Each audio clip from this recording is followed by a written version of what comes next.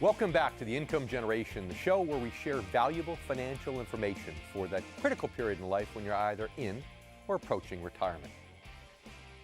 If you've seen any of our recent shows, you know that I've been talking a lot about what I believe are the core values necessary to protect and manage your money. I've been focusing on these because I honestly believe that your first step on the road to successful financial planning comes with understanding these values and determining whether or not you have them. If not, then the second step becomes determining whether or not your financial advisor has them. The value I'm going to be focusing on today is diligence, or what your father or grandfather might have called good old-fashioned stick-to-itiveness. You're going to learn exactly why diligence is so crucial to successful financial planning and exactly how to measure whether you have or your advisor has the level of diligence it takes to do the job. Now, when I say value, I'm not speaking just in terms of a belief system. I'm talking about having the belief, but also the necessary level of commitment and knowledge to apply it. As I discussed on last week's show, that's part of the important inside game to saving and investing, which a lot of financial advisors, unfortunately, and sometimes intentionally, tend to ignore. The outside game is about where you put your money, what strategies you implement, how the stock market is doing, and so on and so on. And many advisors, as well as the financial media, only focus on the outside game. But your odds of playing that game successfully are slim if you don't focus first on the inside game. And that's about understanding who you are as a person. It's about identifying your specific financial goals. It's about understanding how your emotions and personality influence your decisions, both consciously and unconsciously. And first and foremost, it's about looking inward and determining with brutal honesty whether you have the necessary levels of each of these 7 core values for success. We've talked about some of these on previous shows, including overprotection and honesty. And on upcoming shows, we'll examine all the others. When I think of the word diligence, one of the images that comes to mind is that great climatic scene in the Shawshank Redemption. It's the scene where the warden tears down a thin paper poster to discover the escape tunnel that his prisoner, Andy Dufresne, has been digging for the last 20 years. As the camera pulls back, it reveals that the tunnel goes on and on and on for hundreds of feet. And suddenly you realize the superhuman level of patience and diligence it must have taken to create it. Thinking about it, night after night, while everyone else slept, this guy chipped his way through hundreds of feet of concrete, inches at a time, with a tiny rock hammer. And that's what I'm talking about when I use the word diligence. I'm talking about sticking to something day in and day out. I'm talking about putting in the work even when you don't feel like it, prioritizing it, and doing it even when it isn't fun, when it's just a grind and a pain in the you-know-what. And you would much, much rather be playing golf or fishing. Because when it comes right down to it, investing can be a grind. You get up early, you check stocks, you check mutual funds, you follow the news, you watch the wires, you study, you research, you analyze. And then you get up the next morning and you do it all over again, whether you feel like it or not, day after day. That's diligence. And it's not just a value you need to strive for in order to successfully manage your money. It's a trait you need to possess, a characteristic you need to have 100% of the time and be 100% sure that you have it. And if you don't have it, you probably should look for someone who does to help you. That's just as important because, as I've discussed on previous shows, people in my business aren't all cut from the same cloth. You know, if you've ever searched around to find the right doctor, you know that just because they can all prescribe the same pills, it doesn't necessarily mean that they're all necessarily right for you. It's the same when you're looking for someone to help you manage your financial health. You should apply the same level of scrutiny because in many ways, the stakes are the same: your future and your quality of life. Some advisors embrace the inside game and understand its importance while others do not. Some would rather have you believe investing is strictly an outside game where one size fits all. In truth, some are focused more on being salesmen first and advisors and technicians second.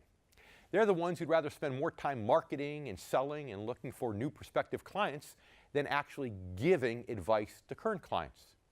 So they simply can't be bothered with diligence. One way they often get around it is to sell a lot of mutual funds, where the fund manager handles the account once the advisor has sold it to you.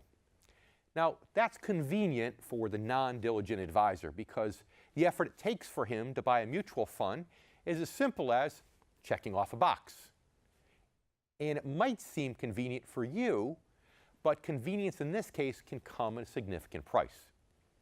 You could call it the disease of ease. You might end up paying fees to both the advisor and the fund manager, which is kind of like paying a mechanic to find you another mechanic whom you then also have to pay to work on your car. Another tactic of the non-diligent advisor might be the use of preset portfolios. How you can recognize this advisor is simple.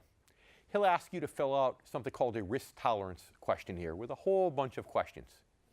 He'll input your answers to these questions into a computer program, and the algorithm will stick you into one of 5 or 6 preset, pre-managed portfolios.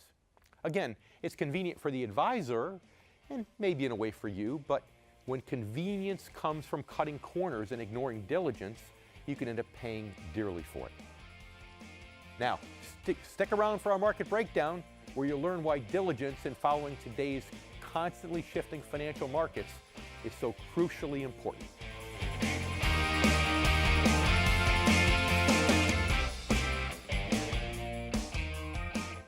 Read David J. Scranton's groundbreaking new book, Return on Principle: 7 Core Values to Help Protect Your Money in Good Times and Bad. Discover practical solutions to the financial challenges facing today's generation of retirees and near retirees. Learn the truth about Wall Street, the financial media, and the secrets they try to hide from everyday investors. This isn't just another book about investing. Working Americans who have lived through 2 major stock market crashes and the worst financial crisis since the Great Depression in the past 16 years don't need another book about investing.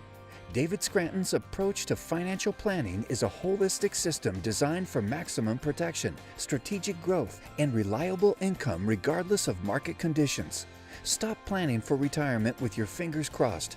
Read Return on Principle: 7 Core Values to Help Protect Your Money in Good Times and Bad. Available now.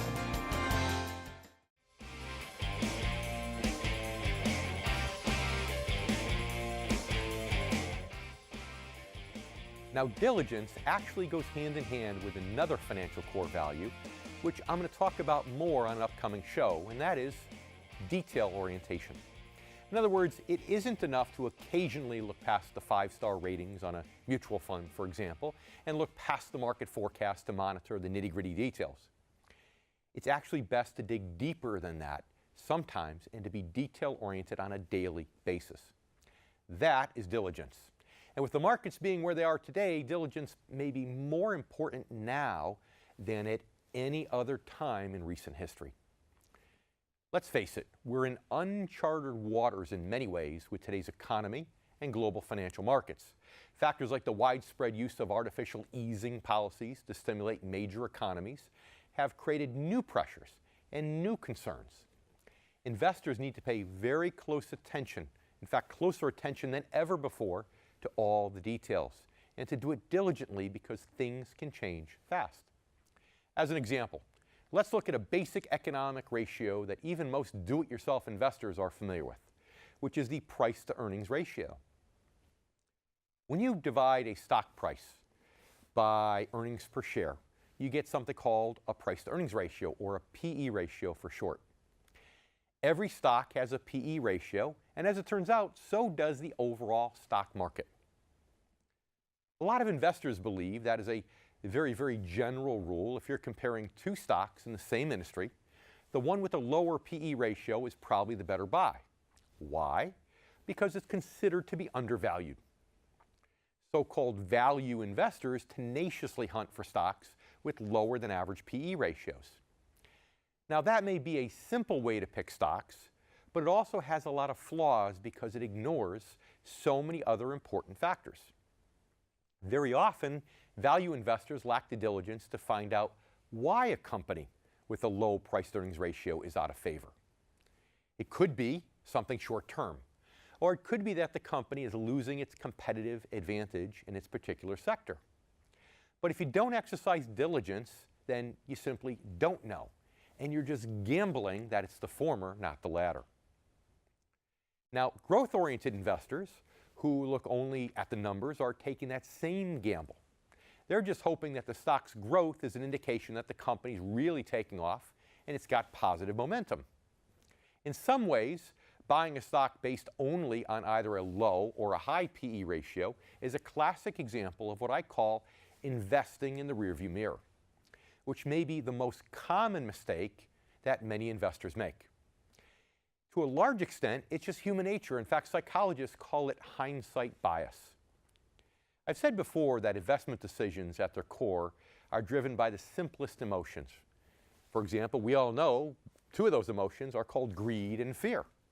When the market is plunging and you're bleeding money, that's when fear kicks in, and you finally give in and you sell it at a loss.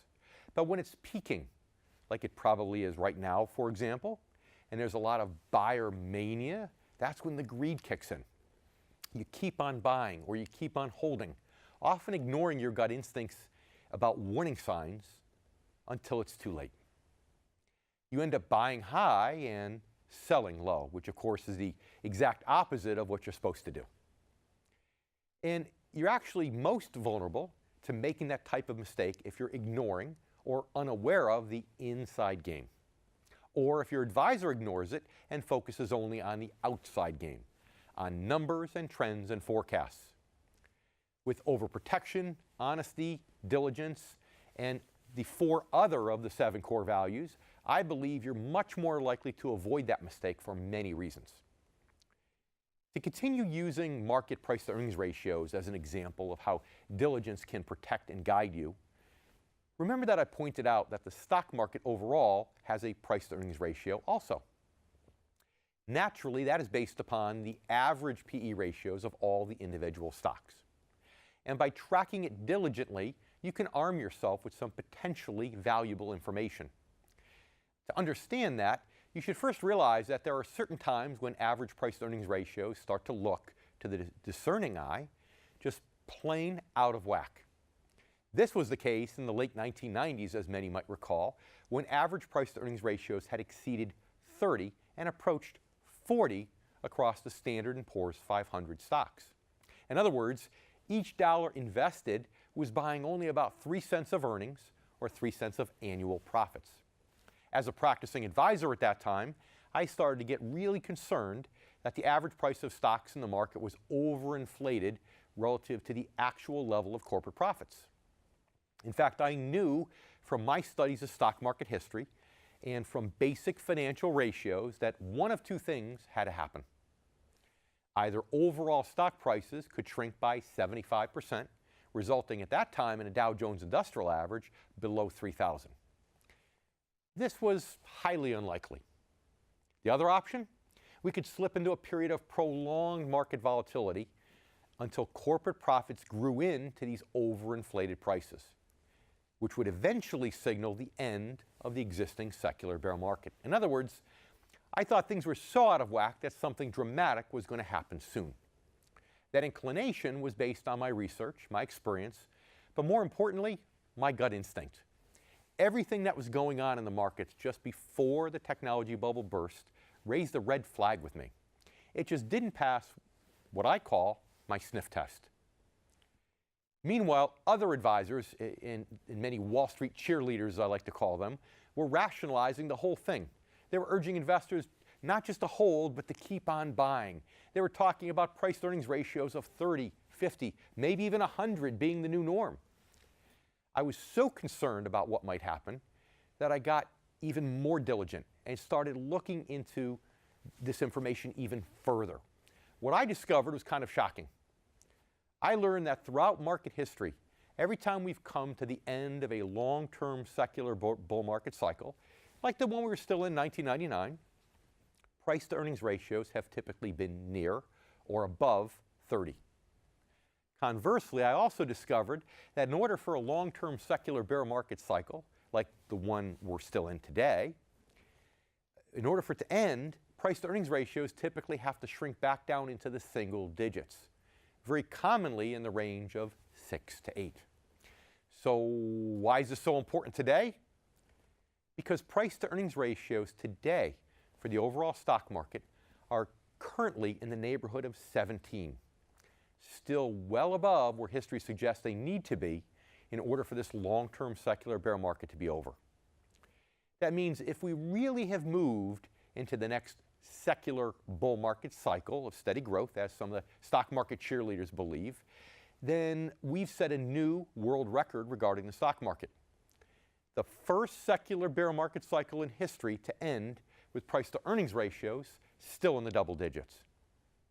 And by the way, if we take a more diligent look at this particular cycle, we can add 2 more world records to this list. Those would be first, we'd be in the first secular bear market cycle in history to end after just 13 years, based on the market returning to its previous peak in 2013. And 2, the first secular bear market to end with fewer than 3 or more major drops inside of it. Remember, we've only had 2 major drops so far, when the tech bubble burst in the year 2000 and when the financial crisis hit in 2007. The point is simple. The non-diligent investor or non-diligent advisor might just look at the fact that the market returned to its previous peak in 2013 and simply assume that it has permanently recovered. The diligent investor or the diligent advisor will dig deeper and take all the relevant data into account. Data that includes PE ratios and market history, plus all the things I talked about earlier and on last week's show. That includes things like the ongoing impact of quantitative easing and the need for corporate heads and government officials to always paint a rosy, optimistic picture about the economy, even when it flies in the face of reality. As they used to say on the X-Files, the truth is out there somewhere. It just takes some diligence to uncover it. In fact, that was the most important lesson that I learned from my research in the 1990s. I was able to protect my clients not because I was smarter than anybody else, but because I was simply more diligent in digging up the information that helped me do it. So with regards to those 3 world records, it's important to ask yourself, does that really seem likely? If your gut instinct says it doesn't seem likely, now you know that there's also a preponderance of evidence to support your gut instinct. It isn't evidence that every advisor is going to share or encourage you to look for yourself, but it's out there. And it's important if you want to really understand what's happening in today's market and to build a financial plan that considers both the outside game and the inside game, which I strongly suggest you should. We'll be right back with our special guest.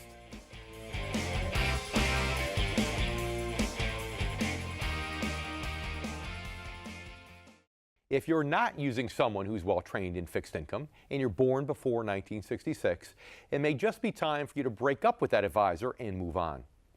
I would suggest someone who will care for you through these important years of your life.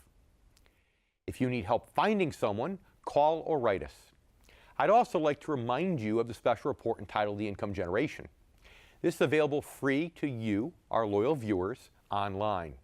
If you haven't downloaded your report, pick it up after the show.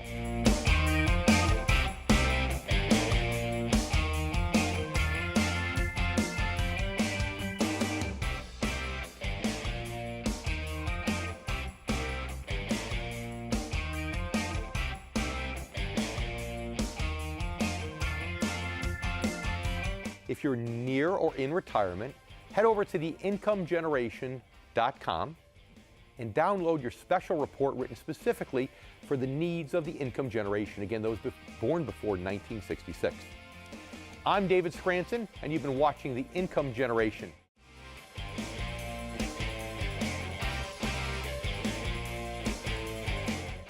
Now, I'd like to welcome to the show author, entrepreneur, and all-around adventuresome guy, Ron Sturgeon.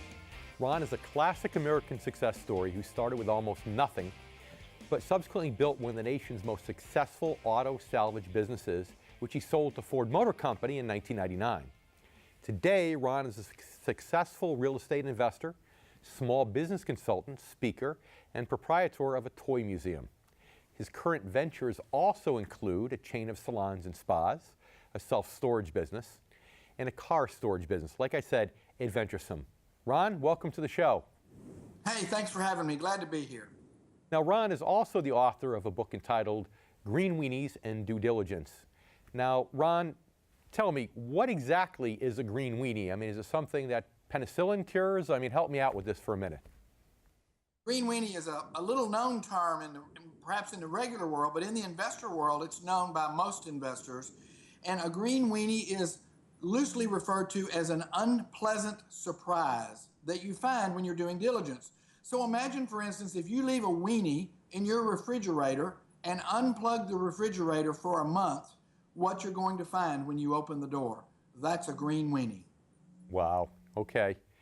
And it's funny because when you say green weenie, I could relate to a lot of things in the investing world that a lot of our viewers think of all the time that turn into green weenies. You know, investments that they buy, they don't look at it again, they hold it, and that often could turn to a green weenie also. Tell us, though, what prompted you to write the book? What motivated you initially? Well, you know, I guess I was always kind of adventuresome, and I read a lot, and I was always wanting to understand. But as I continued to become more successful, and I dealt with more bankers, and then eventually went to work for Ford Motor Company after over a year of negotiations with asset-based lenders and venture capital firms, I heard a lot of terms along the way in those meetings. Some of them were quite humorous, a lot of them actually, but I didn't understand what they meant. And I kind of became known as the guy that would say, wait a minute, what does that mean? And I would write it and put it in my phone. And over that period of some number of years, I gathered about 1,000 of those terms. And, you know, if you don't understand those terms in a meeting, you're at a disadvantage because other people are saying the terms and going right on as if you know exactly what they are. Again, you're talking about corporate boardroom, but I bet a lot of our viewers are sitting here right now and listening to what you're saying, and they're saying, you know, what the heck? They're saying, you know, this is what I feel like when I talk to my financial advisor. He uses all these highfalutin words that I don't understand. And I think the lesson that you're giving them, maybe even without knowing it, is so important. And that's, don't be afraid to ask. If you're in a boardroom or if you're in with a financial advisor and somebody uses highfalutin words that you don't understand, ask. Because if you don't understand them, you'll be lost and you won't understand what you're getting. Well, you know, the book has two sections. One is the more humorous terms, the ones that are less common. And then the other section is terms you really need to know, more general bookkeeping, accounting, professional terms like IRR, which is internal rate of return. If somebody mentions IRR, you may not know what it is. Another term you might hear in the front part of the book would be lifeboat discussion. If we buy that company, we're going to need to have a lifeboat discussion. And a lifeboat discussion is how many people are we going to lay off, because we're going to throw them into the cold, icy water and the sharks are going to eat them. And that's a lifeboat discussion.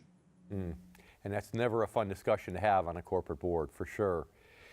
Tell us a humorous story from that section of your book.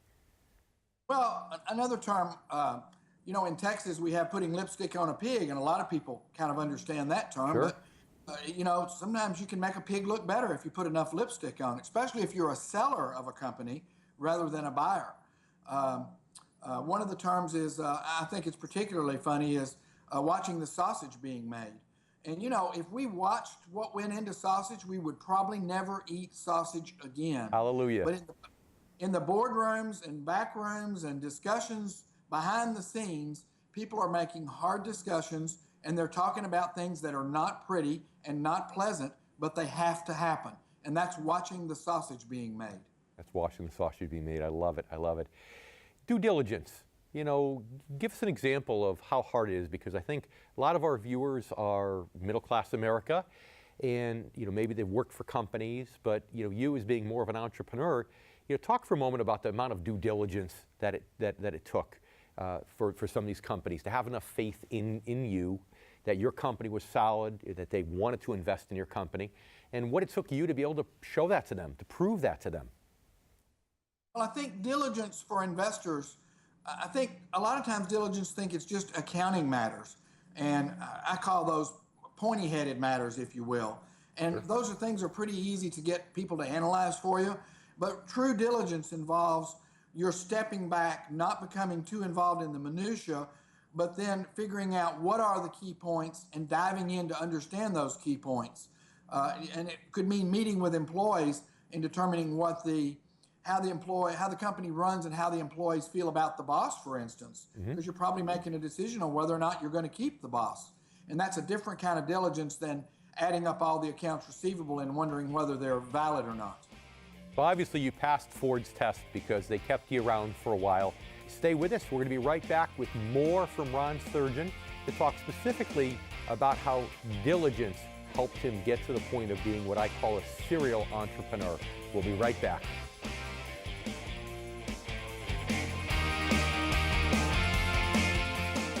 Closing numbers on the markets today. At one point, the market fell as if down a well, over 700 points. Apple shares are just getting hammered this morning. We're down by between 3 and 4.5% generally across these markets. Let's talk about the speed with which we are watching this market deteriorate. We're red everywhere, essentially, down by 4-5%. We're down over 16%. Dow at the same time has fallen about 18%. The stock market is now down 21%. Because we're now down 43%. What in the world is happening on Wall Street? Finally, there is an alternative. Read David J. Scranton's groundbreaking new book, Return on Principle: 7 Core Values to Help Protect Your Money in Good Times and Bad. Discover practical solutions to the financial challenges facing today's generation of retirees and near retirees. Learn the truth about Wall Street, the financial media, and the secrets they try to hide from everyday investors. This isn't just another book about investing. Working Americans who have lived through 2 major stock market crashes and the worst financial crisis since the Great Depression in the past 16 years don't need another book about investing. David Scranton's approach to financial planning is a holistic system designed for maximum protection, strategic growth, and reliable income regardless of market conditions. Stop planning for retirement with your fingers crossed. Plan with confidence, knowledge, and peace of mind. Read Return on Principle: 7 Core Values to Help Protect Your Money in Good Times and Bad. Available now.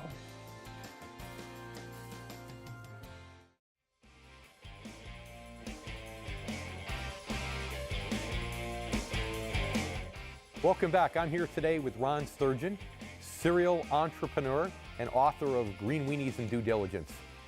Ron, before the break, you actually said a lot of things that made sense in terms of not being afraid to ask. You know, if you gloss over terms you don't understand, whether you're talking to a doctor or a lawyer or a financial advisor, you're going to be lost in the discussion and you can end up with a very, very bad result.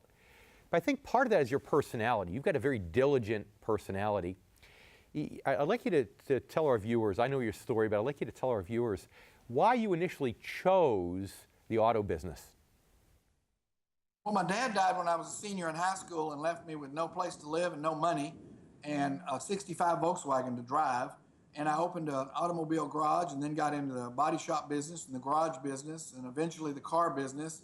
And after a few years of that, I got in the junkyard business. And the junkyard business was good to me. And over the next 19 years, I built it into a big enterprise with $15 million in sales and 150 employees. And then along came Ford Motor Company. And Ford Motor Company had a vision for owning the customers from new cars all the way to junk cars. And so they were acquiring salvage yards. And so that worked out well for me. That's great. And now, as I said, you're a serial entrepreneur. And that takes a lot of diligence, but it also sounds like you're having fun. You've had your exit strategy from your primary business back in 1999. You said you learned a lot with Ford over 18 months. And now your enjoyment comes from actually starting businesses. Is that correct? That's correct, and continuing to be a great landlord and acquire more real estate. I don't buy and sell real estate. I buy real estate and then rent the properties out. How much of your entrepreneurial success do you think comes from the fact that you enjoy being an entrepreneur? Oh, I don't think there's any doubt about it. I tell people all the time, if you can't be passionate about what you're doing, if you can't be shot out of bed on a rocket and want to get to work and do what you love doing, then you need to go find something else. I mean, honestly, would you be half as diligent doing what you're doing today if you didn't love it? No, absolutely not. And I am at a point in my life, I'm 62 now, where perhaps my energy level's a little bit lower and I'm enjoying life with my girlfriend and traveling. And but I'm always anxious to get back to work and love what I do. You know, it's funny, as a business owner, I know that sometimes one of the tough things is finding people to be members of your team that love what you do as much as you do, so that they can share that sense of diligence. You know, tell me, when you were running your business and you were up near that 150 employee mark and you're looking for diligent people, as you interview people, you know, out of every 10 people, how many of those 10 did you find out really had the diligence that you wanted and needed to be part of your team?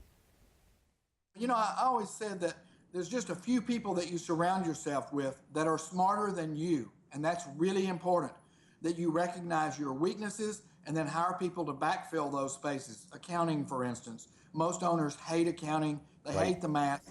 They hate all that stuff. So you need to hire somebody that's smarter than you, that can deal with the banks, deal with the customers, and deal with the receivables and all the math and the bookkeeping, because it's so important. But to your question, you'd be lucky to find 1 out of 10 that are really, really good, but more like 1 out of 100 that could be on a true leadership team. And the reality of it is, you know, let's use accounting, for example. For someone to be diligent with accounting, they have to love it. And think about all the people that went to school for accounting that found out later maybe they don't love it. So they stay in the career, but they don't have that sense of diligence.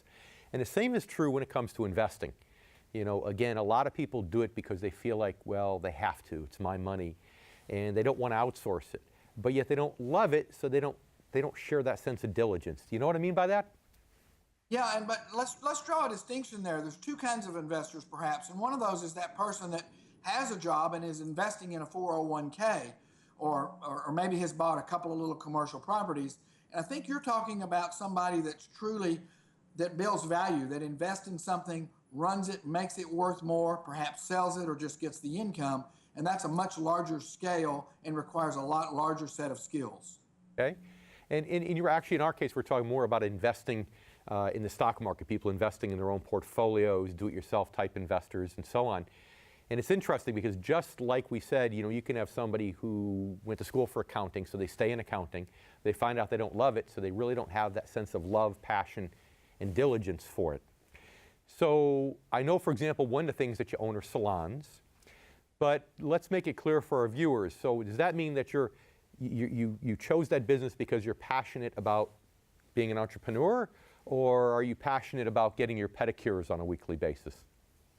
Well, first, we don't operate salons. It's more of a real estate venture where we rent little booths to all of these operators that run their own little businesses. So it's more like a real estate play, not interested in the pedicure. And frankly, what I'm interested in is the return. You know, I'm a capitalist and I want the money. That's great. That's great. Well, time flies when you're having fun. Unfortunately, we have to wrap up, Ron. We're here today with Ron Sturgeon, a serial entrepreneur and author of Green Weenies and Due Diligence. Ron, thanks so much for being with us today. Thanks for having me. It was really fun. So stay with us. Right after the break, we're going to be back and we're going to talk more about due diligence and the importance of diligence when running your portfolio. And you heard it right from Ron Sturgeon's mouth. 9 out of 10 people tend not to love what they do and therefore don't have the diligence necessary to excel at it. So you're going to learn, if you're the 1 out of 10, great. But if you're the 9 out of 10, how to find out if you have a financial advisor that has the diligence necessary to do the right job for you. We'll be right back after the break.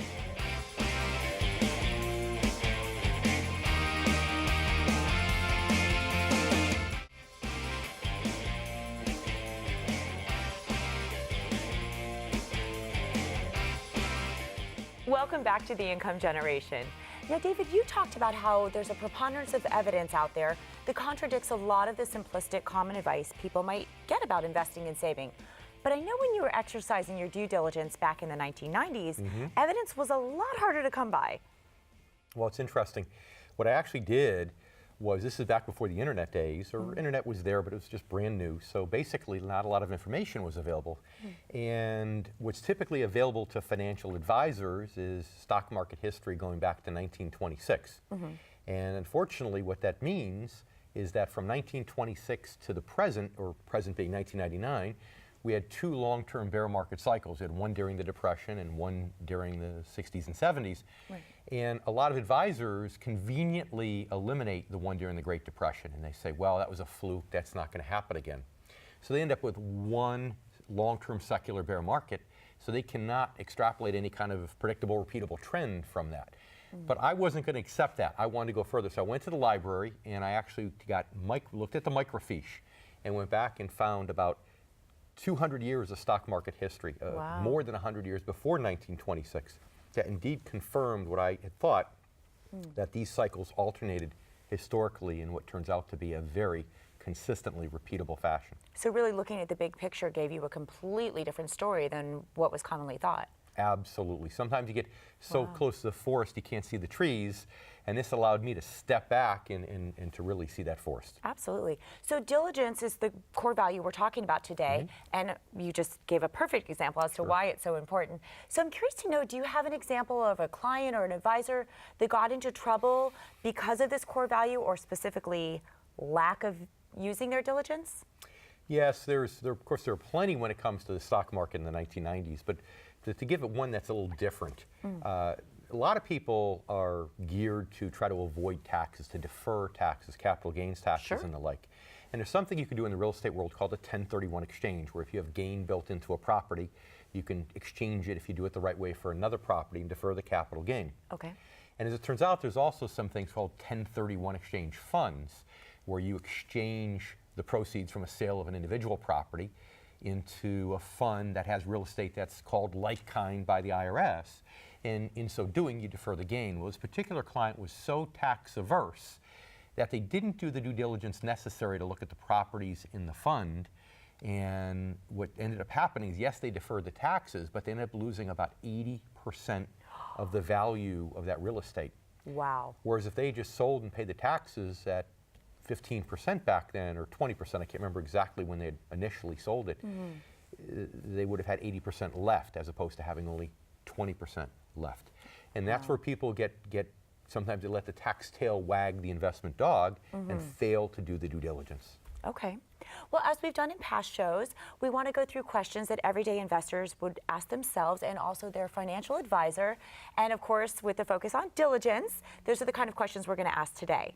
That sounds great to me. Okay. Diligence is an important core value, and when I talk about diligence, I'm not trying to really say that anyone's lazy, because I think in life we don't have diligent people and lazy people. It doesn't work that way.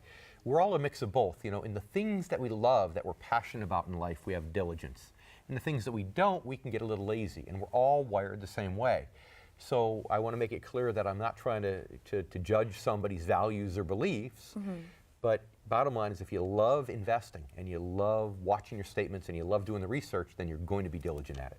You know, it's also important to mention how important it is to be brutally honest. I mean, this is crucial, and we say it all the time. Brutally, that's right. Because again, when I say to somebody, you know, are you diligent? People are going to say, well, of course I'm diligent. I'm not lazy. I have a great work ethic, you know, and that's how our country was founded, based upon people with incredible work ethic. And the reality of it is that you have to be brutally honest and say, am I going to be diligent when it comes to financial matters? And also as your advisor. That's right. Okay, Right. Well, let's get to it. Sure. So the first question you should ask is, and this is to ask yourself, do you always insist on getting the important stuff done before you get to go play and do the fun stuff? Yeah, and we all know what we tend to do, what we tend to be about. You know, if you're the kind of person who at work, or when you did work before retirement, if you're currently retired, if you came into work and spent the first 2 hours doing the part of your job you didn't like, and then the rest of the day was easy, well, then that's a good thing. If you're the kind of person who doesn't like to work out, but you know you have to, so you work out first thing in the morning, you get it past you, and then you do what you want to do, then that's a good sign. If you're not that kind of person, then you might want to find a financial advisor who has that sense of diligence to help you. I put it off till the end of the day. I'm too tired to work out at the end of the day. It doesn't work for me. Morning person. Okay, so moving on to the next question, and again, this is something you ask yourself.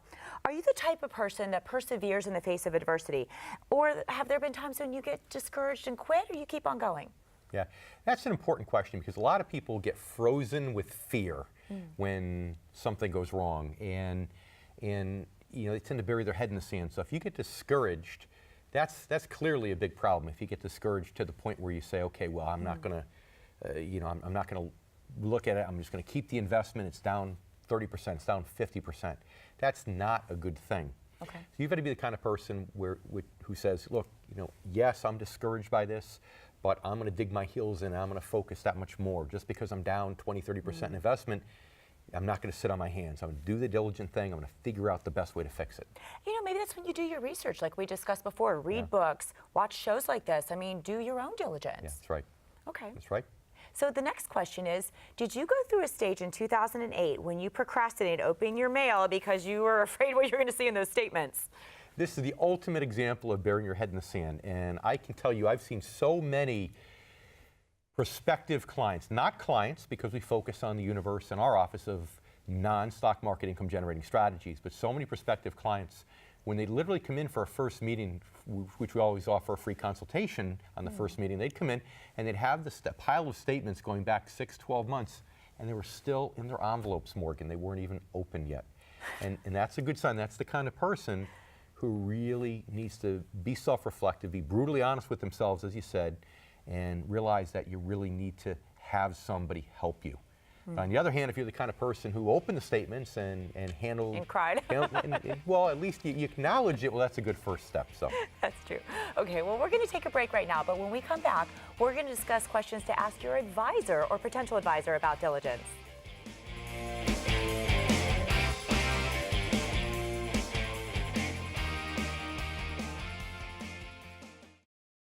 if you're near or in retirement, head over to theincomegeneration.com and download your special report written specifically for the needs of the income generation, again, those born before 1966. I'm David Scranton, and you've been watching The Income Generation.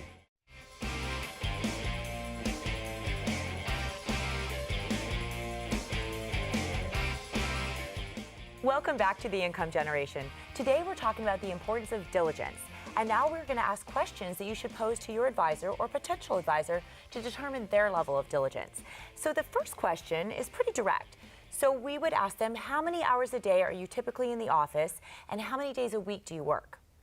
And this is an interesting question. It's not designed to where you want only people that work 12-hour days or anything crazy like this. There's balance in life. But the reality of it is there's a lot of salespeople in our business that really are in the business because they want to work as little as possible and make as much money as possible. Those are financial salespeople disguised as financial advisors. So you want to make sure that somebody takes this seriously. It's not just a job to pay their bills, it's actually a career. So that's where this question stems from. Okay, so you want someone that has outside interests and a well-rounded person, but that really puts in the work. That's right. Which actually brings us to our next question, which is, how is your time divided between client meetings, research, and other things? And again, this goes to that part that there's a lot of so-called financial advisors that are really salespeople disguised as financial advisors. Okay. So many of them spend too much time, Morgan, looking for that new client, a new prospective client, and they drop the ball and they forget to service or do the work they're hired to do for their existing advisors. Okay. So in my book, if someone has a small organization, you want to hear that they spend almost half their time, or maybe even more, doing the research for their existing clients. If you don't hear that, if you hear that they're either in client meetings, they research an hour a day, I would say that's an advisor that probably doesn't have the sense of diligence that you want or need to protect your money. Okay, and speaking of research, that falls right into our next question, which is, ask your advisor, how much research do you do personally, or do you delegate it to someone else in your office? Do they do that research for you? And this is important for two reasons. I mean, first of all, it's important because, as I said before, if you have a small organization, then the advisor has to do the research. If you have a broader organization, it's possible that you have somebody there to do the research for you. So this second question, the first question might yield an answer that you don't like, but the second question might give you an answer that you like. Yes, I have somebody else there to do the research. And the big thing that you want to watch out for, Morgan, is someone who relies too much on external research. Okay. Because the reality of it is most of the external research you get is either gets handed down directly or indirectly from one of the Wall Street firms. So it's filled with that Wall Street stock market Kool-Aid and all that Wall Street cheerleader language. Right. So to me, the biggest thing that our viewers want to protect against is just that, making sure that there's a firm that you're working with that does their own research and doesn't blindly rely on Wall Street to get their research. So even if you have an assistant that does your research for you, it's okay, just really pay attention and, get good knowledge. Of course, the deeper an organization, the better off. Okay, so the next question is pretty straightforward, and it's tell me about some success that you attribute first and foremost to being diligent. Okay, and this could be business or it could be otherwise. Okay. I talked earlier about my story about the diligence, looking on the microfiche to find historical market cycles. But for example, when I'm asked that question in the interview, I'm not afraid to tell a personal story. I'm not afraid to talk about being the teenage national bodybuilding champion when I was 19, because people understand that to be a bodybuilding champion, you have to have diligence. Sure. And a lot of advisors, if your advisor is put off when you ask a personal question, again, don't accept that. This is such a personal relationship that, to me, when an advisor asks me, or when a prospective client asks me personal questions about family or about my background, I feel obliged to answer that because I'm asking them a lot of personal questions, and they have the right to interview me in that way also. Absolutely. Okay, and our final question is, how has your approach to business or work changed since 2008? Has it changed? And if so, why? Yeah, I'm actually giving advisors a break with this question because I didn't say as of 2001, 2002. Okay. Because really I believe that if people didn't see the secular bear market coming as I did before the tech bubble burst, I believe that after the first drop, they absolutely should have. Okay. But I'm giving them a pass on that, as I mentioned, because a lot didn't. But if they didn't see it and make a change in their business model after 2008, there's a problem. That's a major problem. So if you have someone who says, look, I didn't make any changes because we buy and hold and we held, and look where we are today, the market came back, they're forgetting about the fact that you had 13 years from 2000 to 2013 where the market had zero growth. So at the end of the day, I would be interviewing that person to look for the fact that they learned a lesson. They learned a lesson that they need to change their business model to some degree, that we were no longer in a secular bull market, that after that, during that second drop during the financial crisis, they realized we were indeed in the midst of a secular bear market cycle and changed the model. Okay, well, we're out of time for this segment, but I know you're going to do your diligence. Time flies when you're having fun, right? Yes, it does, and leave our readers or viewers with some final thoughts. Look, I hope that I don't leave anyone with the impression based upon today's show that I'm one of those all work and no play kinds of people, because it's definitely not the truth. I don't practice that philosophy, and I don't advocate it for anyone else. I fish, I ski, I travel, I play golf poorly, but I play golf, and I think life is meant to be enjoyed. In fact, that's one of the reasons I'm so committed to helping other people build a strong financial future. It's just easier to enjoy life when you know that you have reliable income and a secure financial plan that you don't have to constantly worry about.